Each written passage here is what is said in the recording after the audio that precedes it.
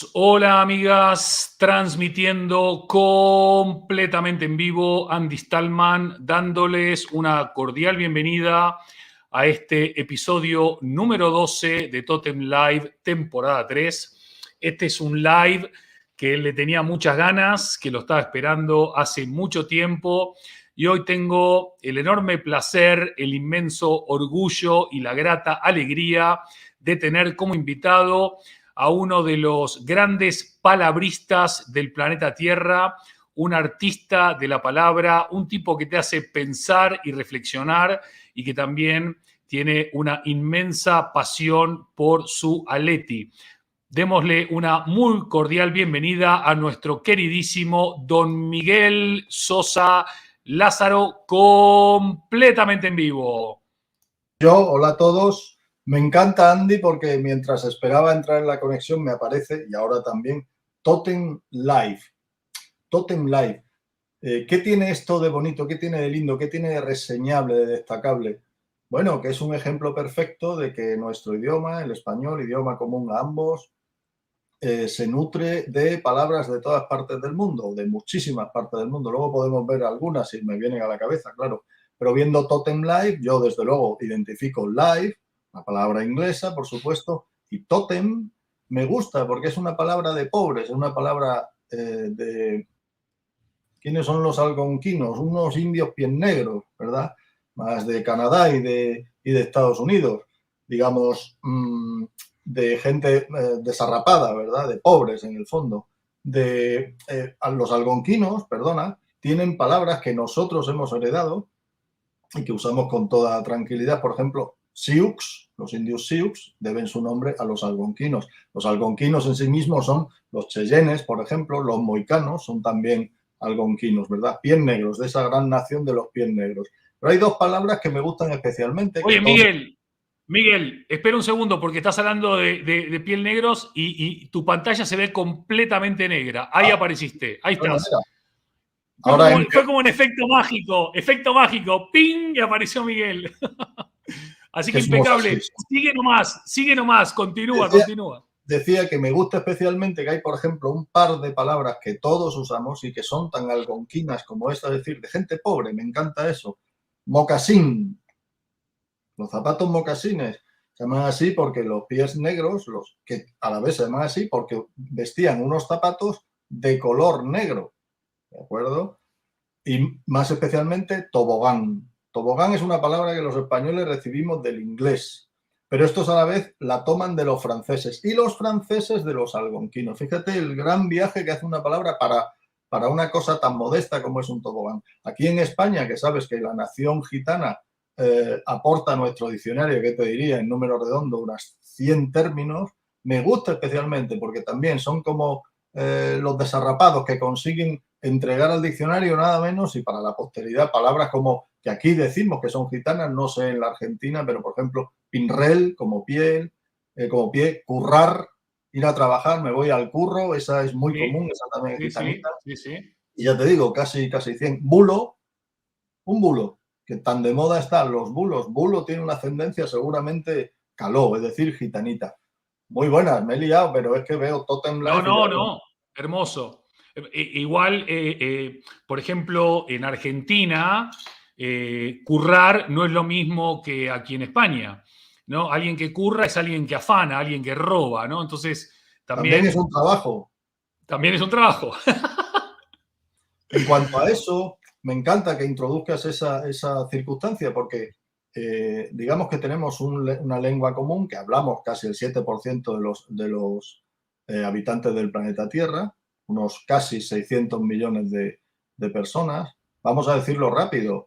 El idioma más hablado del mundo es el chino mandarín, pero el segundo es el nuestro, no el inglés, no el francés, el nuestro. Así que tengámosle el respeto debido, el nuestro, no nos sintamos menos que otros. El nuestro es el segundo idioma más hablado del mundo. Y hay un montón de palabras, sí, que nosotros usamos en España. A ver, España tendemos a ser centrípetas con el idioma porque nos creemos que somos el mundo español y es todo lo contrario. Se habla mucho más español fuera de las fronteras españolas que dentro de España. Pero hay un montón de palabras que se dicen, como todo el mundo sabe, muy distintas a ambos lados del océano. O si me lo permites, se me van las ideas de un lado a otro, pero hay palabras que tienen suerte y otras que no. Cuando digo ambos lados del océano, qué frecuente y común es encontrarnos en la expresión allende el océano Atlántico. ¿A que sí? Que significa más allá del Atlántico. Esa es una palabra que tiene suerte. Aquí en España, allende los Pirineos. Se decía que Europa empezaba allende los Pirineos, más allá de los montes Pirineos. Es una palabra afortunada. Cuando yo era pequeño y estudiaba, me decían que era un adverbio de lugar. Ahora lo han cambiado y es una preposición. Ya, pero si quiero decir de este lado del Atlántico, si quiero decir de este lado de los Pirineos, esa palabra no ha tenido suerte, que es aquende. Aquende. Y por supuesto hay palabras que ustedes usan y nosotros no, y viceversa. A mí hay una que me gusta mucho, que no solo usan en Argentina, lo voy a decir pronto. Argentina aporta a nuestro diccionario unas cifras redondas, unas 4.000 palabras. Es el segundo país que más palabras aporta al diccionario. Bueno, pues una de esas palabras que ustedes usan y nosotros no, y bien que lo siento, es el envase de los huevos, que se llama maple. Es una palabra que no viene, sí viene en el diccionario, maple, pero nosotros en absoluto la usamos. Es una pena porque el lenguaje, cuanto más preciso, mejor. Así, para nosotros, para decir el cartón de los huevos, ustedes dicen maple. Perfecto. Oye, Miguel, mira, entraste así, boom, como ayer en el Atleti, ¿no? 2 goles en 10 minutos prácticamente, una cosa de locos. Me gustaría, antes que nada, darte las gracias por tu tiempo y por acompañarnos en este nuevo episodio de Totem Live. Y me gustaría empezar con una rutina, si se quiere, una cuestión que a mí me hace mucha ilusión, que es empezar preguntándole a cada invitado o invitada quién es ese invitado o invitada para el invitado o la invitada. En este caso le pregunto a don Miguel Sosa. ¿Quién es Miguel Sosa? Bueno, soy un hijo de una familia numerosa, somos 7 hermanos, soy del Atlético de Madrid, cosa que me parece reseñable porque es una cuestión vital, no un estilo de vida, no, una cuestión vital, algo que va pegado a mis huesos y a mi carne. Una persona que se ha dedicado toda su vida a trabajar entre artistas, sigo trabajando entre artistas y mi afición, mi pasión son las palabras. Por eso dice debajo de mi nombre, digo que soy letraherido y vocabulista. Una persona letraherido, el diccionario la marca como española, como típica de España, debería ser universal. Letraherido que siente una pasión desmedida por la literatura, lo cual naturalmente no es solo español. Letraherido y vocabulista es alguien que se dedica o bien a hacer diccionarios o que siente pasión por las palabras. Básicamente, en esencia, este es este señor, nacido el 6 de abril de 1964 en Madrid. Acaba de cumplirse su onomástico, muchas felicidades, pues. Bueno, sí, se hace lo que se puede. Miguel, ¿sabes que ayer justo estaba en un vuelo viniendo para Madrid y antes de subir al avión me bajé una película de Netflix para matar un poco el rato, después me quedé completamente dormido, así que casi no la vi, pero casi al comienzo de la película había un profesor suplente de literatura en un colegio secundario y el tipo llegaba a la clase y decía, hola, ¿qué tal? Vamos a hablar de literatura y de poesía, y todos los niños mirando para los costados, y un niño le dice, ¿y eso para qué sirve? Eso no nos sirve para nada en la vida, ¿no? Entonces, la pregunta a un letrerido y vocabulista, ¿para qué nos sirven las palabras? ¿O qué sentido le encontrás vos a las palabras que nos puedas inspirar o contagiar o abrir una mirada que hasta ahora no tenemos? Bueno, en primer lugar, el lenguaje es la primera herramienta que creó el ser humano. Así es que un respeto. Estamos hablando de más o menos 5,5 millones de años, ¿de acuerdo? Así es que un respeto. ¿Para qué sirve? Bueno, pues sirve para que te den una hipoteca y sirve para expresar tus opiniones y sirve sobre todo para expresar tus emociones. Es decir, el problema que tenemos en los centros escolares es que al final, obviamente, la educación reglada es la que es, te van a enseñar inevitablemente gramática, sintaxis, muy bien. Hay algo que rara vez te sucede en un centro escolar y es que te fomenten la curiosidad por una materia determinada. Esto es lo más complicado porque exige naturalmente una pasión por parte del docente hacia el nesciente, docente el que sabe o esciente, nesciente el que no sabe, ¿ves? Palabras que tienen más o menos suerte.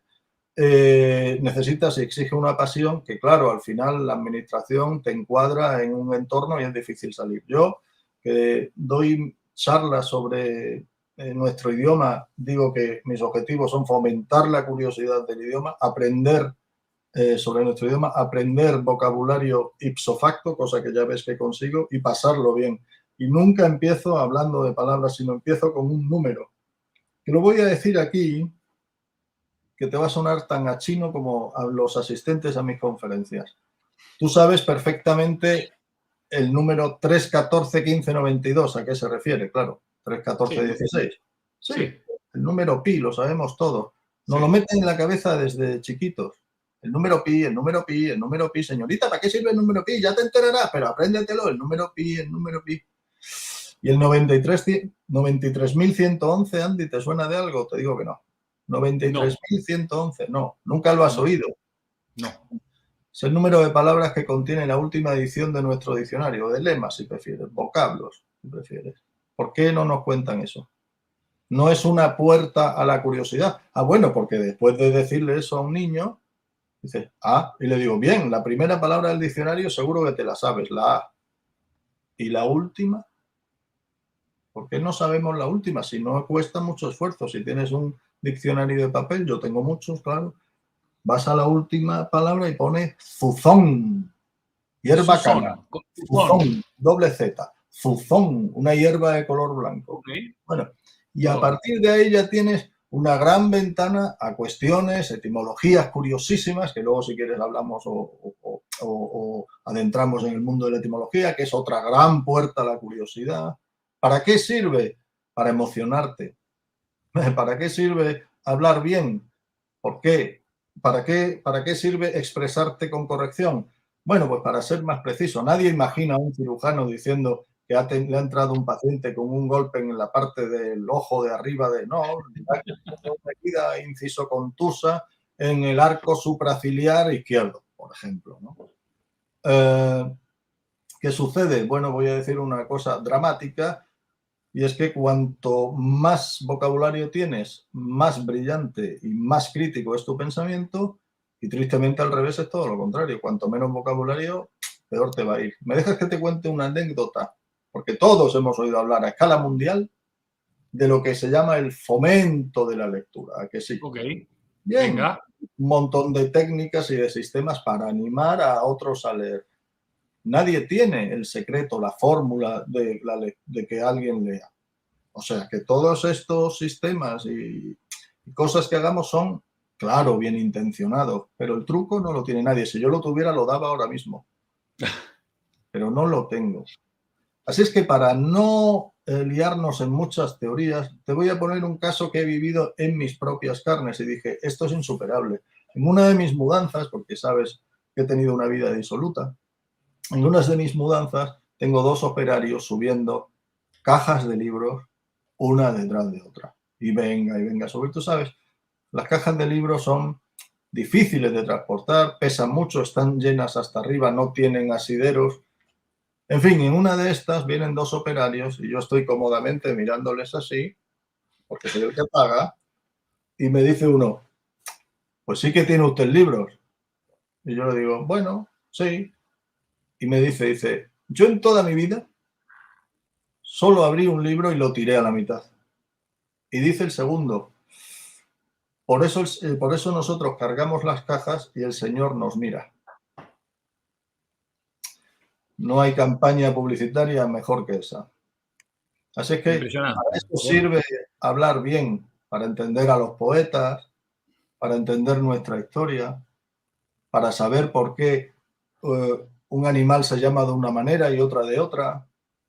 Por ejemplo, a mí, que me gusta mucho la etimología, porque es un campo abonado también para las leyendas falsas, que también tiene su poesía, ¿verdad? Y su lírica. Leyendas falsas que, aun falsas, entran en el imaginario colectivo y no salen de ahí. Te voy a poner un ejemplo perfecto que es canguro. La etimología falsa de canguro es tan buena que todo el mundo la da por buena, pero es falsa. La voy a decir porque es tan buena, pero si no è vero, ben trovato, dicen los italianos. Canguro dicen que cuando James Cook llegó a Australia, se encontraron un bicho peludo con grandes patas que daba saltos. Entonces le preguntaron a un indígena, le preguntaron, haciéndole señas porque no hablaban el mismo idioma, que cómo se llama el animal ese. Y dijo el indígena, cangarú, cangarú. Entonces los ingleses dijeron, ah, pues se llama canguro. Y luego descubrieron que cangarú en el idioma aborigen significa no le entiendo. Pero es buenísimo, pero falso, ¿vale? Pero te voy a decir de entre las muchas etimologías preciosas que entre todos acunamos, esta es mi favorita, que se refiere a un animal, digo, orangután. Orangután, el simio antropomorfo, es una palabra malaya, ¿vale? De Malasia. Nosotros tenemos 3 palabras malayas en el diccionario. Una fruta que no hay quien se la coma, que se llama rambután, la cacatúa, que es malayo, pero es un nombre, digamos, lo diré, bueno, la cacatúa, y el orangután, cuya traducción es perfecta, cuya etimología es inolvidable, el malayo. Orang, hombre, tután, bosque. Así es que un orangután es un hombre de los bosques, o sea, como Tarzán. Pero de verdad, no me digas que no es hermoso, no me digas que eso no es una forma de animar a otros. Ah, sí, ¿y por qué los gorilas se llaman gorilas ya? Si tenemos a los simios, ¿no?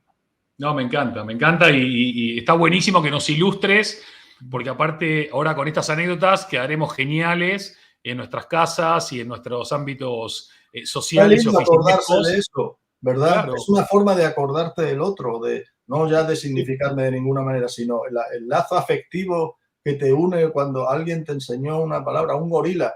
La etimología de gorila es disparatada, descacharrante, significa, luego lo miráis y sabéis el porqué de todo eso, pero literalmente gorila significa tribu de mujeres peludas. ¿Qué? Sí, ¿En serio? Sí, por un general cartaginés que en el siglo V, pero bueno, ya lo veis en otro momento, porque si no, no vamos a liar mucho. Ah, qué buena onda, qué grande. Bueno, mucha gente se preguntará, oye, ¿y Andy cómo se conoce con Miguel y cómo conecta uno con el otro y no sé qué, no sé cuánto? Y es divertido porque al final la primera vez que nos vimos físicamente fue en la Feria del Libro, ¿no? Rodeado de libros y demás libros y demás libros, concretamente la Feria del Libro de Madrid, ¿te acuerdas? En la caseta de Planeta.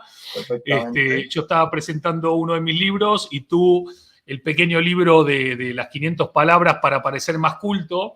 Sí. Y yo dije, este tipo es un fenómeno. La verdad que tomarse el tiempo de volcar en un libro 500 de 93.111, sí. ¿No? Que hay que curar eso, ¿no? Porque cuál dejas afuera y cuál metes dentro es todo un tema. Contame alguna anécdota divertida, alguna gran alegría que te haya dejado el libro, algún comentario de algún lector, alguna cosa así. Al final uno escribe un libro porque quiere, porque le motiva, porque le ilusiona, porque quiere impactar. Cada uno tendrá sus motivos, sus razones, pero ¿hubo alguna devolución que te haya quedado aquí grabada? Sí, físicamente nos conocimos en esa feria del libro. Yo naturalmente sabía de ti porque sé la estrella que tú eres en nuestro mundillo, que es, digamos, el de las conferencias a grandes rasgos. Soy el representante, como bien sabes, de 2 personas excelentes, cada uno en lo suyo, el Mago More y Federico de Juan. Y claro que había oído hablar de Andy Stallman por activa y por pasiva, había leído su libro, todo eso. Entonces, me gusta decir que yo las mejores decisiones de mi vida las ha tomado More. Las mejores decisiones. Le mandamos un saludo al mago. Sí, por supuesto. Al gran mago More, un abrazo grande. Eso es. Entonces, yo ni por asomo tenía la pretensión de hacer un libro, ni por asomo. Simplemente, en aquella época, te estoy hablando del año 2015, tenía un grupo de WhatsApp de 50 personas a las que a diario le enviaba una palabra poco conocida, en general relacionada con la actualidad, lo cual es un trabajo ímprobo. Entonces, cuando llevaba ya no sé cuántos días, me dijo More, pero hombre, tú tienes que hacer esto un libro. Y yo, ¿cómo? No? Dice, voy a hablar con uno de Planeta, le contó al de Planeta y me llama el de Planeta. Y me dijo, ¿cuántas palabras eres capaz de reunir? Y digo, bueno, no tengo ni idea, porque a mí esto me viene el estro, es decir, o el duende flamenco, o Dios para los creyentes, y me las va diciendo al oído.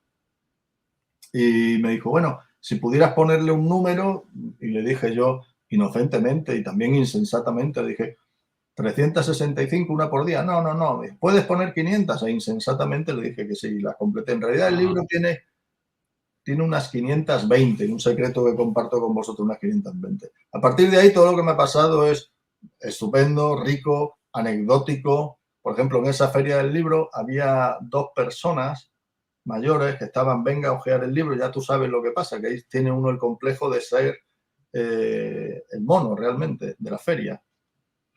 Y 2 personas están, venga, y me dice, oiga, ¿sabe usted lo que significa? Y no recuerdo la palabra, pero sí le dije, digo, bueno, es que a ver, este libro no tiene ningún americanismo, no tiene ningún localismo, no tiene ninguna palabra española específica, no quiero que sea un libro, me parece jugar con ventaja, ¿no? Digo, hombre, lo que usted me dice yo creo que es una palabra relacionada con el mundo rural, yo creo que de Salamanca, que es la provincia española que más palabras aporta al diccionario. Y me dice el señor, me dijo el significado, que por supuesto olvidé al momento, y dice, pero le voy a comprar su libro. Digo, bueno, sí. Y ahí empezamos a enriquecernos, Andy, con las modestas ventas de nuestros libros. Muy bien. Oye, Miguel, curioseando un poco ahí y trasteando, a mí, yo soy fan de las palabras, ergo soy fan tuyo. Bueno. Debo reconocer públicamente que muchas veces yo escribo en Twitter y a veces escribo alguna palabra que para mí tiene un significado, pero no es el significado correcto, literal, y Miguel se toma el trabajo y la deferencia de mandarme una masterclass de gramática y etimología y también de significado y significancia, lo cual agradezco infinitamente porque el mero hecho de que te tomes ese tiempo para mí es impagable. Pero ¿sabes por qué lo hago? Perdóname, ¿sabes por qué lo hago? Porque no. La mayoría de las personas a las que podrías corregirles no lo aceptan o lo aceptan de mala gana. Sin embargo, tú eres todo lo contrario, lo cual significa que tienes un talento especial, claro. Todos nos equivocamos. A mí me encanta que me corrijan, no faltaba más. Entonces hay palabras que tienen mala suerte y que son pensadas por el común de los hispanohablantes de una manera que realmente no es, ¿vale? Entonces, nada, supongo que te habré corregido, obviamente que no sé lo que te habré corregido. No te pido disculpas porque sé que lo agradeces, pero yo encantado. No, al revés. No, al revés. Yo feliz porque aparte aprendo y después mejoro y evoluciono. Claro. Incluso en mi último tweet, promocionando justamente este live, también me hiciste una corrección más profunda, no tanto de significado. Sí, de significado también, más que de etimología y estuvo buenísimo. Pero quería ir a todos los años, el diccionario de la lengua española va incorporando nuevas palabras. Esto no es que... De hecho, discúlpame, Andy, de hecho, 93.111 es el número de palabras, de lemas, que es como se dice técnicamente, que tiene la última edición en papel, la del tricentenario de la Academia, la de 2014. Después de del último cambio académico y las entradas y salidas de palabras, creo que el número de entradas que tiene es 93.183. Bueno, se sigue enriqueciendo día a día y algunas de las palabras que se incorporaron este último año son macrodatos.com, todo junto, videojugador, termosolar, mamitis o panetone, ¿no? No panetone con las 2 T de italiana o las 2 en italiana, panetone. Sí. Vos siempre decís que el lenguaje es un ente vivo, ¿no? Hay palabras que nacen, palabras que mueren, palabras que evolucionan. Por supuesto. Al final las palabras son nuestro lenguaje y nuestro lenguaje está en permanente proceso de evolución y transformación. ¿Cómo lo recibís? ¿Cómo lo vivís? Tantas palabras nuevas y todavía tantas palabras sin usarse, ¿no? Es que nuestro idioma es hijo y a la vez víctima del tiempo que le toca vivir. Como no puede ser de otra manera, porque obviamente el lenguaje es algo vivo, como nosotros. Si nosotros no tenemos otra responsabilidad, fíjate, no te pido más, solo que al menos le dejes a tus hijos el idioma que te encontraste. No lo empeores. Ya no te digo que le des más brillo. No, tu responsabilidad al menos es dejarlo como estás.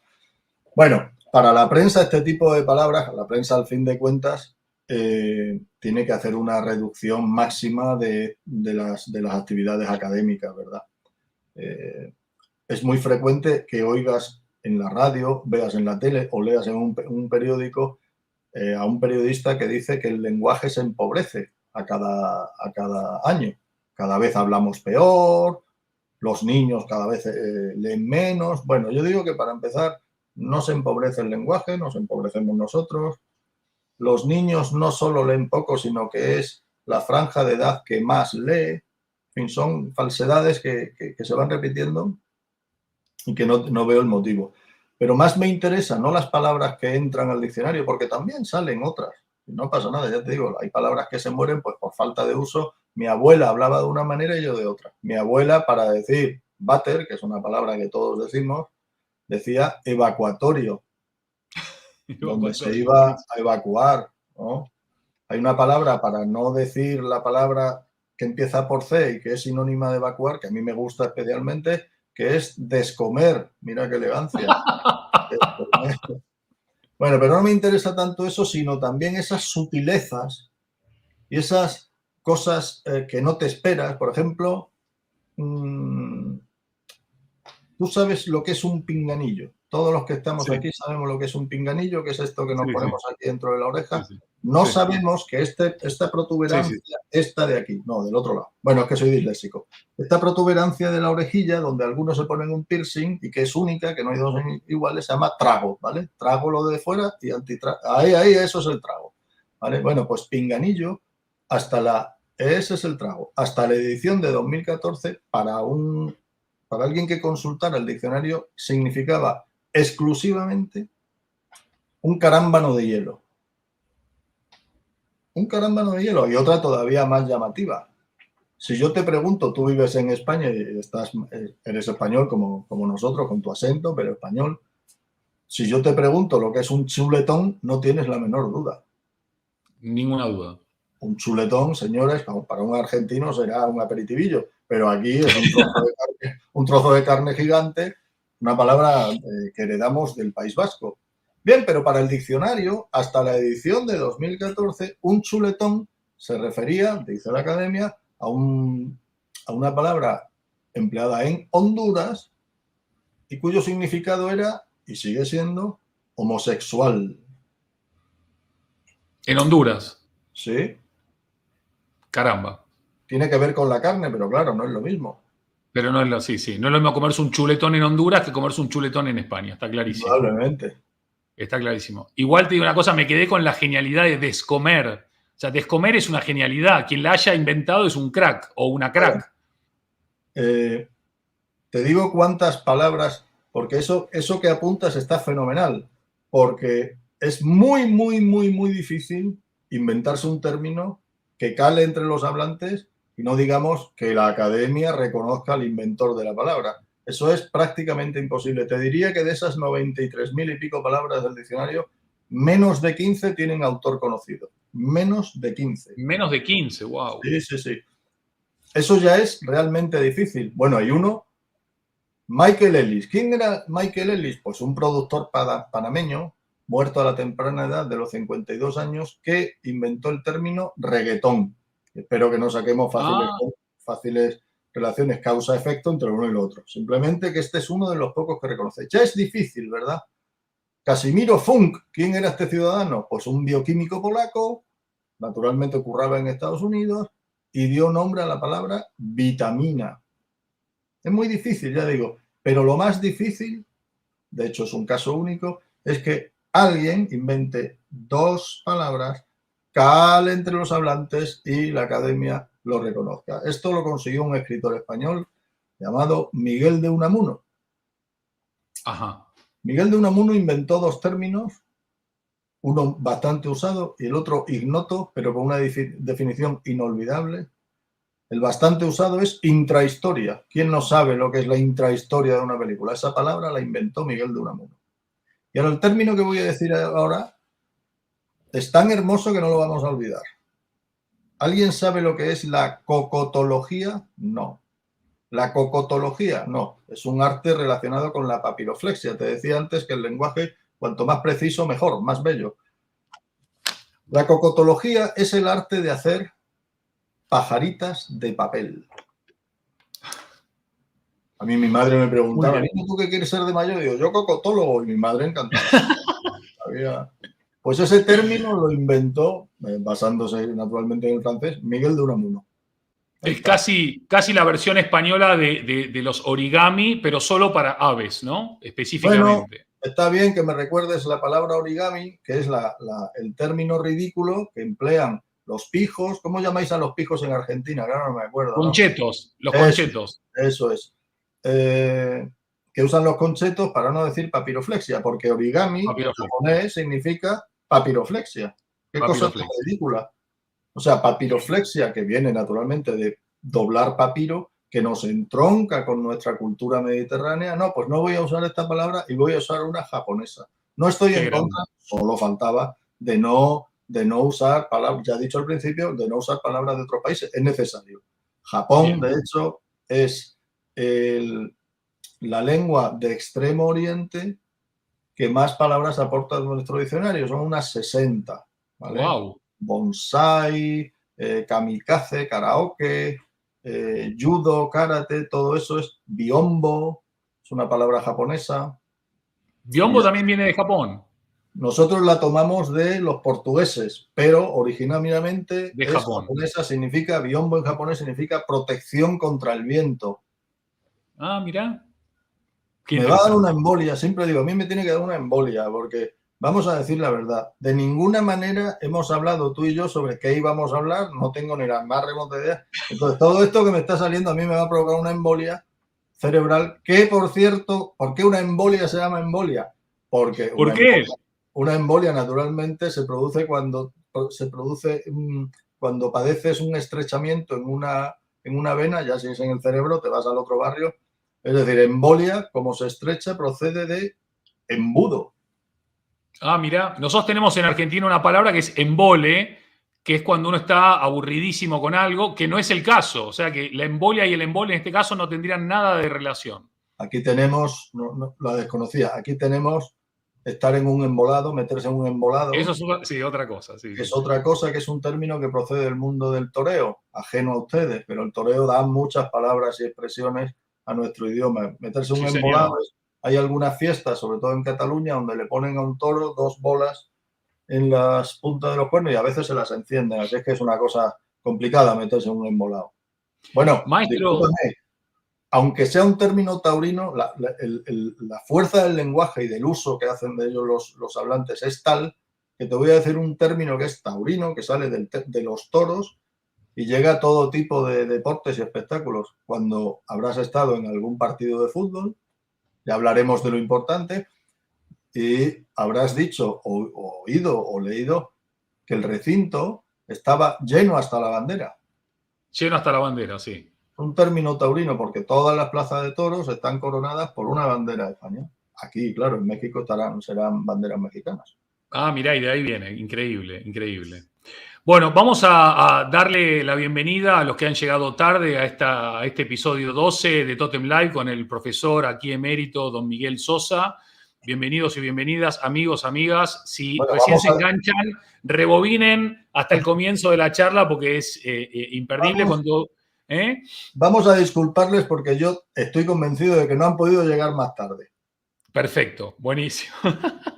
Igual mucha gente después, tranquilamente, a la vuelta, volviendo a casa o a la noche, se conectan tranquilamente o el día de mañana. Y esto lo que tiene de bueno es que la gente disfruta de los Totem Live. O sea, hay mucha gente que en vivo no puede venir o porque está en la universidad o porque está trabajando o porque tiene algún otro compromiso, pero luego orgánicamente esto sube como la espuma. Pero dado que mucha gente nos acompaña desde el otro lado del charco, tú me dirás cómo se dice correctamente luego, nuestros queridos hermanos latinoamericanos, muchas veces me preguntan, Andy, ¿por qué en España hay gente que dice que se habla español y hay gente que dice que se habla castellano? Entonces, porque el diccionario es de lengua española, no de lengua castellana. Entonces, Miguel, para aclarar un poco la posible confusión que hay con nuestros hermanos latinoamericanos, ¿qué idioma estamos hablando? ¿Estamos hablando español, castellano? ¿Tiene otro nombre? ¿Qué hablamos cuando hablamos en el idioma que hablamos? Bueno, diré antes, voy a decir, el término al que te referías es allende el Atlántico, allende el océano. Allende el Atlántico. No me gusta el término latinoamericano, es un invento francés para no reconocernos a los españoles nuestro trabajo en América. Me gusta lo que dice Maruja Torres, la periodista, cuando se refiere a Hispanoamérica, que es como siempre se llamó. Se llama Hispanoamérica porque es el español, el idioma común. Los franceses, como eso lo llaman mal, y dicen, vamos a llamar Latinoamérica. No, no, no, no. Somos hispanoamericanos y hay mucha honra, claro. Maruja Torres, cuando se refiere a ese continente o subcontinente, si lo prefieres, ella siempre aclara y dice, y estuve de viaje por América, y dice, paréntesis, lo otro son los Estados Unidos. Lo que estamos hablando es español y castellano. Sucede que en la Constitución de cada uno de nuestros países, en todas, dice que el lenguaje, el idioma oficial de cada país es el español. Excepto en España, que no nos acabamos de sentir bien los unos con los otros, y dice que el idioma oficial de nuestra patria es el español y el castellano. Castellano es el lenguaje, la lengua de Castilla, la parte española, donde se habla el castellano de una manera. Yo hablo un castellano sureño, porque mi familia es sureña, y no hablo como un castellano de Valladolid. Tú, todos los argentinos, todos los chilenos, ninguno de ellos habla como un castellano, ¿sabes? Y por eso nosotros, bueno, porque tenemos dificultades para reconocernos los unos con los otros en España. Es esa cosa del vecino, vamos a llevarnos mal con el vecino y luego ya hablaremos. Está muy bien, está muy bien. Por deformación nos llevamos mal, qué feo. Está muy bien. Bueno, también tenemos otras lenguas cooficiales, ¿no? En España, en Sudáfrica, no me acuerdo, estuve hace poco por trabajo, no me acuerdo de memoria ahora, no quiero engañar a nuestra querida audiencia, pero creo que había 15 lenguas oficiales. La más preponderante, el zulú, claro. Eso es, eso es. Entonces, hiciste una mención al Atlético de Madrid al comienzo de la charla, hiciste una mención al fútbol y a los estadios hace nada. Para mí es un gran orgullo ser en estos momentos campeón del mundo y hasta el próximo mundial ser campeón. Tricampeón del mundo, sí, pero correcto. Tricampeón y vigente campeón también, ¿no? Porque hay otros campeones, pero el vigente somos nosotros. Para mí no es un orgullo porque no soy argentino, pero es una alegría porque soy argentino para los mundiales. O sea que qué grande. Muchísimo. Vos me contaste justo antes de salir al aire, me mostraste algo que si te apetece compartirlo, seguramente muchísima gente se va a sorprender a la vez que alegrar. Y a envidiarme, dilo también. También puede ser. Mi hija, por ejemplo, le encanta escuchar vinilos en los tocadiscos, más que escuchar en plataformas o en... ¿Sabes cómo se llamaba en España el tocadiscos antes de que lo llamáramos tocadiscos? No. Pues se decía picú, el picú, por pick up. Ah, ok. Pasa mucho eso. Por ejemplo, tenemos una palabra en español que es jonrón, que es una palabra que es jonrón, como suena, J-O-N-R-O-N, que es una palabra relacionada con el béisbol, que es la castellanización o la españolización de home run. Exactamente. Contame qué te une emocionalmente a la selección argentina o a la República Argentina. ¿Cómo es esa conexión emocional? ¿De dónde viene? ¿Cómo se despierta? ¿Y cómo se mantiene vigente? Está bueno eso. Decía Miguel Gila, el humorista que se hizo grande de verdad en Argentina, que a él se fue a la Argentina en la dictadura española, le gustaba escribir cartas a España y siempre ponía de remite República Argentina. No decía Argentina nunca, decía República Argentina. Me unen lazos con Argentina desde el Mundial del 74, es el primer Mundial que recuerdo. Ahí tenía yo 10 años, 9, 10 años. El Mundial del 74 no fue un gran Mundial para Argentina. Bueno, esas cosas pasan. Luego vinieron mundiales peores, como bien sabes. Sí, pero ahí nosotros, mi Atleti, había contratado a 2 jugadores excelentes, leyendas atléticas, los contrataron de San Lorenzo, Ayala y Heredia. 2 jugadores verdaderas leyendas para el Atlético de Madrid. Ya en España, la España republicana adoraba a San Lorenzo de Almagro.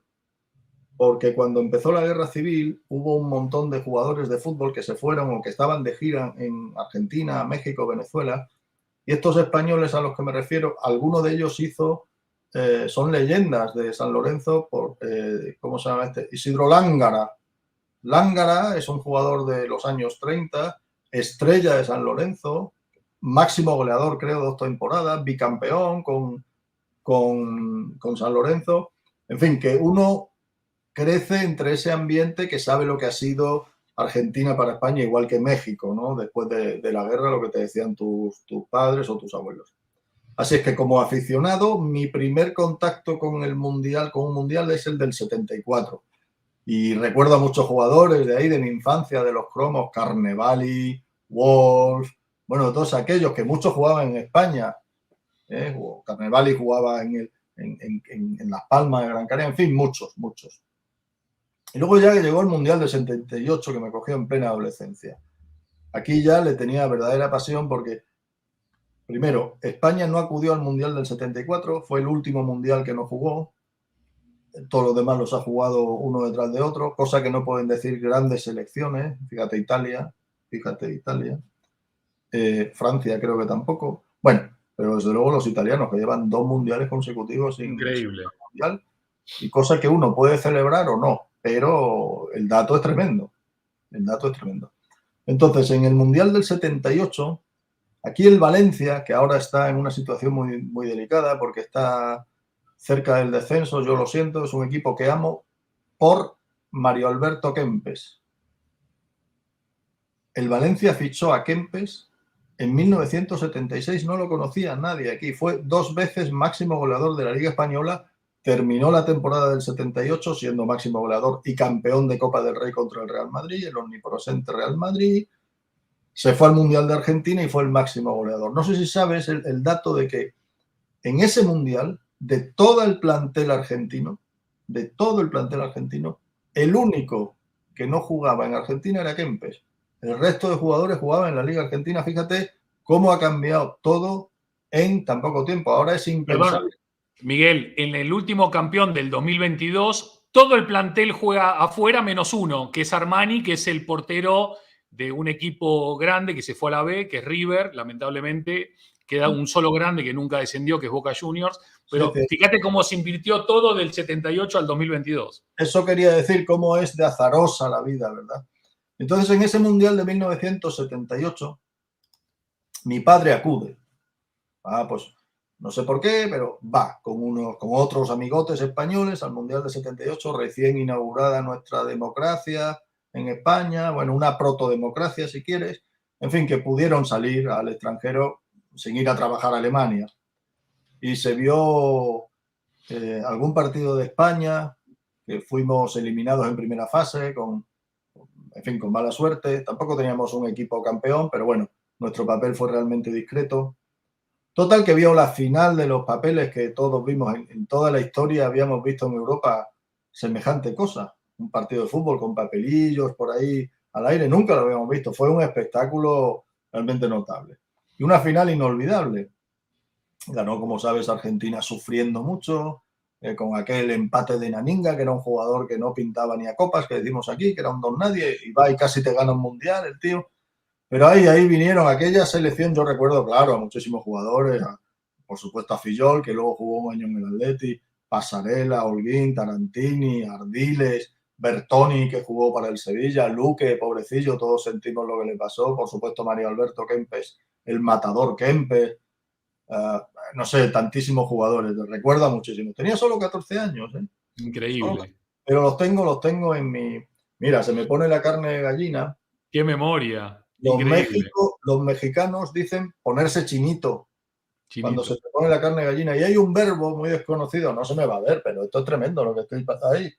Sí, hermoso. Sí, hay un verbo que nadie utiliza por desconocimiento, que es escarapelar. Escarapelar significa poner la carne de gallina. Bien, la fiebre fútbol, me recuerdo hasta el himno. 25 millones de argentinos. Jugaremos el mundial. Bueno, mi padre, pues ganó afortunadamente Argentina aquel mundial y creo que viajó de Ezeiza a Barajas al día siguiente. Bien, al día siguiente, creo que fue al día siguiente. compró esto que yo conservo y que es la envidia de todos mis amigos argentinos. El Gordo Muñoz, qué grande, increíble. Estos son relatado en vivo, estos son todos los goles que marcó Argentina. Qué Todos maravilla. los goles que marcó Argentina en aquel mundial, narrados por el Gordo Muñoz, me lo sé de memoria. Bueno, no tanto como de memoria, ¿no? Y esos incidentes, le pegó en la cara a Luque. Nosotros nunca, los españoles digo, no habíamos oído narrar a un argentino. Qué bárbaro, qué lindo. Había algunos que habían llegado aquí, pero claro, no fueron. Héctor del Mar, por ejemplo, para ustedes no será un nombre famoso en absoluto. En España fue una estrella. Claro. Bobby de Claro. Glané en la radio, que era chileno. Pero a un narrador argentino narrando el fútbol así, claro, cuando en casa oímos esto, y además con la ventaja de que sabíamos que había ganado nuestro equipo, que era una gozada. Es increíble. Qué grande, Miguel. Gracias por hacernos viajar en el tiempo un ratito. Sabes que una de las cosas que a mí me encanta de esta Hispanoamérica es, yo tengo la suerte de trabajar en muchos países, obviamente en España, República Dominicana, México, Panamá, Chile, Argentina, Paraguay, Colombia, etcétera, etcétera. Y a mí me Jugando en fascina casa, ir a... ¿Eh? Siempre juegas en casa, claro. Eso es lo Sí, grande. bueno, pero es hermoso ir a países tan cercanos emocional y geográficamente y que haya tantas variantes y vueltas y lunfardos y formas de decir las cosas, no solamente las tonaditas, ¿no? Sino las expresiones y cómo las evoluciones también del slang americano, ¿no? Del lunfardo, siguen provocando risas o sorpresas o conexiones nuevas, ¿no? Que en vez de que la lengua nos distancie, nos acerque, nos conecte, son nuevos puentes para seguir expandiendo la diversidad y la riqueza del idioma que tenemos. Ya tú sabes, por supuesto que sí. Aludías tú antes a un término argentino que yo no conocía y te decía, bueno, otra cosa es estar en un embolado, otra cosa es bolear. El término estar parado aquí en España significa no tener trabajo. Pero en Cuba significa estar erecto. O sea, aquí, Entendido. cuando quieres vender un piso, ¿no? Lo decoras de tal manera para atraer clientes, aquí lo llamamos piso piloto. Los Sí. cubanos, para una farmacia de urgencia, una farmacia una farmacia de urgencia, ¿no? De guardia, la llaman farmacia piloto. Y así hay decenas y decenas y decenas de casos, no solo los referidos a los exclusivamente genitales, que ahí, claro, es otro filón. Está claro, está claro. Es el ejemplo que acabas de dar, el anterior al del piloto, el de pararse. Está buenísimo porque a mí me encanta terminar mis conferencias con 8 abrazos, entonces le pido a la gente que se pare. Claro, pero cuando yo decía a la gente que se pare, no se ponía nadie de pie, porque pararse era otra cosa. Y hasta que me di cuenta, pasaron 3 o 4 conferencias en donde no había manera de que nadie se ponga de pie. Hay un sinónimo de abrazo muy poco conocido porque es un término poético. A mí me gusta cerrar alguno de mis mensajes a mi gente, abrazo o amplexo, que lo mismo es. Okay. Abrazo o amplexo, que lo mismo bien, es. Bien. Y claro, al respecto de, ya te digo, de las cuestiones genitales, es que la confusión puede ser dramática incluso. Está claro, está claro. Por eso hay que leer mucho. Como dijiste vos, escribir un libro te llevó más o menos 3 meses, 3 meses de escritura y 40 años de lectura, ¿no? Claro, ahora son 8 años más, pero sí, sí. Un pibe, estás hecho un pibe. Estoy hecho un carcamal, pero lo llevo bien. Crack, para ir cerrando este maravilloso episodio 12, este gustazo que me estoy dando y que seguramente toda la comunidad que nos acompaña en los Totem Live también está disfrutando, quería darte el espacio y el tiempo para que nos hagas un buen cierre, una buena conclusión, reflexión, llámala como quieras, pero me gustaría reconectar con algo que dijiste antes, que es, lo primero es la palabra, ¿no? Incluso para aquellas personas que creen, ¿no? en Dios y que creen en la Biblia y en todas estas cuestiones, antes de que exista algo, existió la palabra, ¿no? Porque se dijo, hágase la luz y después se hizo la luz, ¿no? No vino la luz y después la palabra, sino al revés. De hecho, es el inicio del Evangelio de San Juan. San Juan es el discípulo favorito de Jesucristo. Era un chaval y un cerebrito. Entonces, San Juan inicia su evangelio de esa forma inolvidable.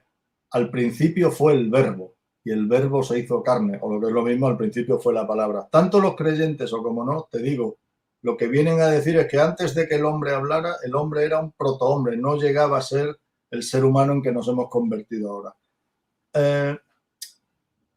Como resumen, que ya me es difícil resumir tantos años de lectura, voy a poner estos ejemplos, un par de ejemplos basándome en algo que estoy viendo allí detrás de ti. Tienes unas palabras alemanas allí detrás de ti y algo ruso, ¿no es? Sí, es el Checkpoint Charlie de Berlín. De Berlín, muy bien. Como el inglés y el francés son idiomas que todos dominamos, no ya que manejemos, todos dominamos, te voy a decir un par de cositas del alemán y del ruso para estimular la curiosidad de todos nuestros oyentes o televidentes o telefonovidentes y para que se den cuenta de la cantidad de cosas que saben sin saberlo, solo por el uso de una palabra. Si me voy al alemán, por ejemplo, palabras alemanas que tengamos en nuestro diccionario, vermú, brindis, bigote. Bigote, la etimología de bigote es preciosa. Cuando en tiempos del Kaiser Guillermo los alemanes empezaron a usar aquellos mostachos tan característicos, las damas de buena sociedad se espantaban y se espantaban como se espantan las damas de la alta sociedad. No maldiciendo, sino diciendo bigot, que significa por Dios. Ajá. Pues alemán. Ajá. Y el ruso tiene unas palabras divinas. Bueno, en alemán os voy a decir un secreto. Todo el mundo sabe cómo se llama la espuma de la cerveza, naturalmente, Andy. O lo tengo que naturalmente, estoy seguro que sí. Bueno, para los que han llegado tarde, la espuma de la cerveza se llama Giste, que es palabra alemana. Giste. Os digo que es muy importante la precisión. Bien, y del ruso, decimos palabras rusas sin saberlo, pero te voy a decir dos nada más, y con esto ya me voy, que puedo estar aquí, yo sigo hablando, la gente se va conectando, que pare ya, que pare ya. Yo voy a decir dos palabras rusas y eso nos vamos, que utilizamos constantemente. Vodka. Bien. Es una palabra rusa. Clarísimo. ¿Sabe lo que significa? Agüita. No. Agüita.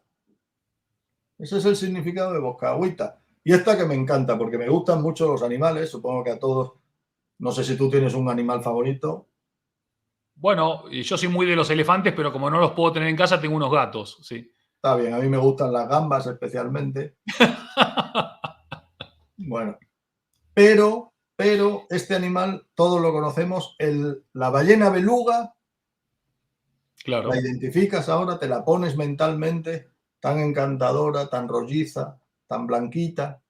Sí, Las sí. belugas se llaman belugas porque es una palabra rusa que significa muy blanca.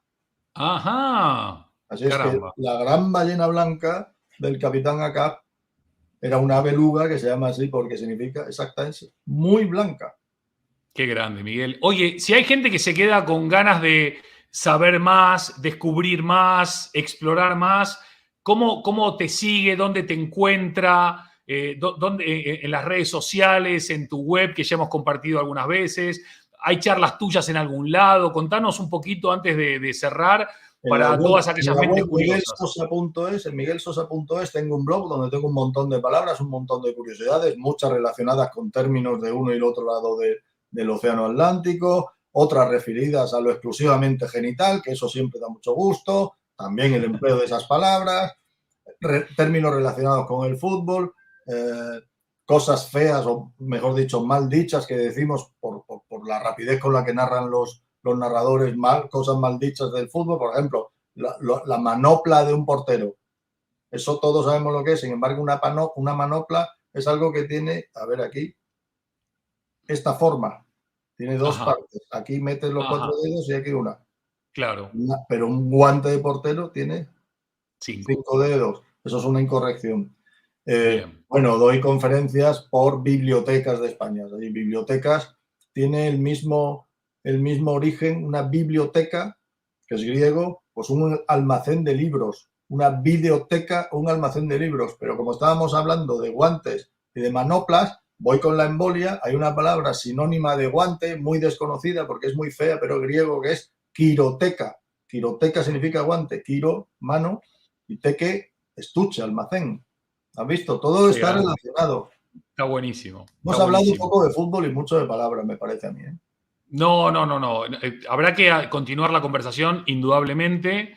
Seguramente habrá un pedido por aclamación de que así sea. Hay que Yo me había hablar de, anotado hay por... que hablar de ¿Ah? Simeone, hay que hablar de Messi, hay que hablar de Scaloni. Nos queda mucho por ¿Cómo fue hablar. recibido Scaloni? Madre mía. Nos queda mucho por hablar, pero qué bueno que nos queden tantas razones y tantos motivos para seguir compartiendo y encontrándonos, maestro. Acá tenía escrito, antes de la despedida, estuve buscando la palabra... ¿Me permites, Andy? Por favor. Como eres un hombre que tiende a ser hiperbólico, aparte de bondadoso, y me llamas maestro, voy a recordar de dónde viene esa palabra. Del latín, Dale. magister significa el que más sabe. Ole. La antónima, es decir, la palabra contraria a magister, es en latín minister, es decir, ministro, el que menos sabe. Así que Ole. ya ves cómo difieren los caminos del latín y de la política, ¿verdad? Pero qué curioso que nadie se haya percatado de eso o tal vez simplemente lo asumen y lo aceptan con cierta hidalguía, ¿no? Como reconociendo que no son los más aptos o los que más saben al respecto. Pero En bueno, realidad, si lo piensas, según la jerarquía eclesiástica, ¿quiénes son los ministros de la iglesia? Los curas, los que menos saben, los que están en la parte baja del escalafón. Arriba del claro. escalafón, ¿quiénes están? Los doctores de la iglesia. Qué A los interesante. políticos no les interesa nada que sepamos latín, es obvio. Eso está claro, está claro. Yo me acuerdo que los primeros 3 años de secundaria tenía latín obligatorio en mi escuela secundaria en Buenos Aires. Lo que pasa que nuestro profesor se encargaba más de que memoricemos las declinaciones y los verbos que en aprender la etimología, que es lo más divertido de las propias Claro, palabras, ¿no? pero decíamos al principio que al final el, el trabajo es el trabajo, el programa de estudios es el programa de estudios y es complicado que la vocación se desarrolle delante de 30 niños o 30 adolescentes, ¿de acuerdo? Pero conviene y además pienso, aunque lo tengan que hacer así, yo pienso que hay miles de hispanohablantes que han huido de la lectura a base de ponerles unas lecturas muy complejas. La Celestina, por ejemplo, es un ejemplo perfecto. Por muy maravilloso que sea ese libro, es lo suficientemente complicado para que un adolescente no lo entienda. A mí me gusta decir que el tipo que más ha hecho por conseguir lectores, sé que es hiperbólico, pero me vale, es Francisco Ibáñez, el que pinta a Mortadelo y Filemón. De la misma manera que Quino, ¿cuántos lectores no habrá hecho Quino? ¿Cuántas reflexiones no habrá provocado Quino, que hacía humor y filosofía al tiempo, ¿verdad? Un genio, Pues, sí, un claro, genio. sí, sin desdeñar a Borges, entiéndeme que pues, sería otro genio, no tengo duda. Total, no. Bueno, yo entre Borges y Quino, yo particularmente me quedo con Quino, no por desmerecer a Borges para nada, pero bueno, me siento Bueno, más cercano a él. tú sabes que Borges, que tenía sus defectos, claro, era antifútbol total. Total, antifútbol total. Decía que hay solo una razón, hay una razón suficiente para detestar a los ingleses y es que se habían inventado el fútbol. Bueno, pues Borges, durante el campeonato de 1978, cada día que jugó Argentina, a la misma hora que jugaba, él pronunciaba una conferencia. Joder, pues ya ves. Bueno, será todo lo poético que quieras, porque ya me dirás tú qué contraprogramación iba a conseguir, pero está bien, ese grito, por modesto que fuera, está bien, y hay que Sí. respetarlo, por supuesto. Hay que Eso porque respetar, es no, Borges. Escúchame, no. eso porque es Borges, somos tú y yo y somos dos idiotas.